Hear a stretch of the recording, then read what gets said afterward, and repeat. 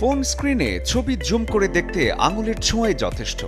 এখন ব্যাপারটা এতটাই স্বাভাবিক যে আলাদা করে ভাবতেই হয় না।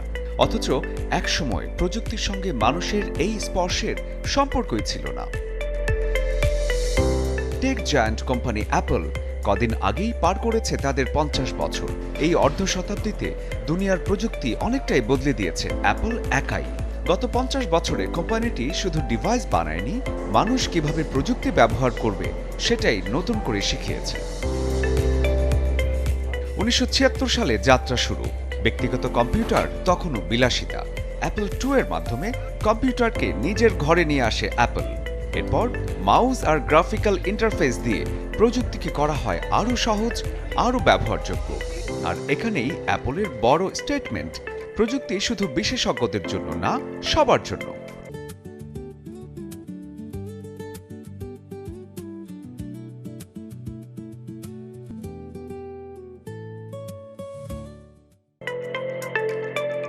দু সালে আসে আরেক প্রযুক্তি বিপ্লব, আইপড।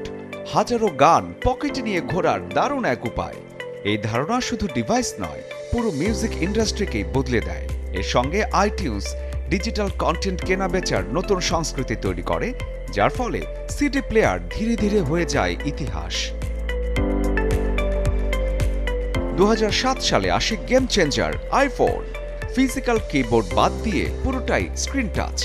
আজ যেটা আমরা স্বাভাবিক হিসেবে ধরে নিয়েছি, সেটাই একসময় ছিল ঝুঁকিপূর্ণ সিদ্ধান্ত। এরপর আসে অ্যাপ স্টোর, একটি ফোনকে হাজারো অ্যাপের প্ল্যাটফর্মে রূপ দেয়।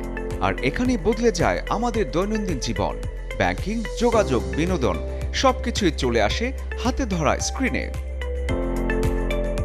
শুধু হার্ডওয়্যার নয়, ফেস টাইম, আই মেসেজ এবং আই ক্লাউড ডিভাইসের বাইরেও এগুলো তৈরি করে একটি ইকোসিস্টেম। আর এটাই অ্যাপলের আসল সিক্রেট। প্রোডাক্ট নয়, অভিজ্ঞতা বিক্রি করতে চায় অ্যাপল। অ্যাপল শুধুই নতুন ধারণা এনেছে তা কিন্তু না, পুরনো অনেক কিছুকেই সরিয়ে দিয়েছে, যেমন ডিস্ক ড্রাইভ, হেডফোন জ্যাক, এমন অনেক কিছুই। তখন প্রশ্ন উঠেছিল, এটা কি খুবই তাড়াহুড়ো? কিন্তু সময় দেখিয়েছে এমন সিদ্ধান্তগুলোই ছিল ভবিষ্যতের দিকে এগিয়ে যাওয়া। ৫০ বছরে অ্যাপল আমাদের শিখিয়েছে প্রযুক্তি কেমন হবে, আর তার চেয়েও বড়, আমরা প্রযুক্তি কিভাবে ব্যবহার করব। আর সেই অভ্যাসটাই বদলে দেওয়ার নাম অ্যাপল। শরীফুল হক, চ্যানেল 24।